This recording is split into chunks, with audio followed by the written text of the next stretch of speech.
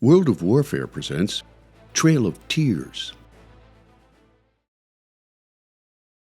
Amid increasing pressures by European settlers in the southeast United States to remove Native Americans from lands east of the Mississippi, President Andrew Jackson gained congressional passage of the Indian Removal Act in 1830, which kicked off a series of forced relocations of Native Americans that collectively became known as the Trail of Tears. First came the removal of the Choctaw people in 1831, followed by the Seminoles in 1832, the Creeks in 1834, the Chickasaws in 1837, and the Cherokee Nation in 1838.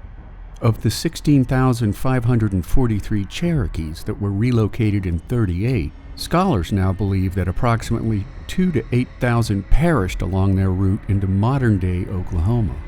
Known collectively as the Five Civilized Tribes, all told, some 60,000 Native Americans and black slaves that lived among the tribes were forced to relocate out of the American Southeast, causing many to die from exposure, disease, and starvation along the 2,200 miles of land and sea routes established by the federal government.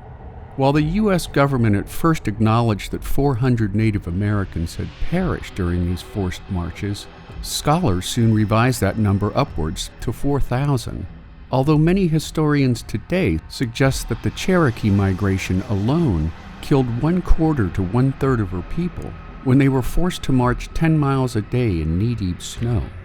By 1837, some 46,000 Native Americans had been removed from their homelands, opening up 25 million acres for resettlement by predominantly European immigrants. People at the time of the Trail of Tears migrations knew what the federal government was doing was wrong, maybe even illegal in light of previously signed treaties with the southeastern Indians, yet under the uniquely American belief in manifest destiny and American exceptionalism, most white Americans looked away in the name of progress, expansion, and a greed-inspired thirst for land ownership.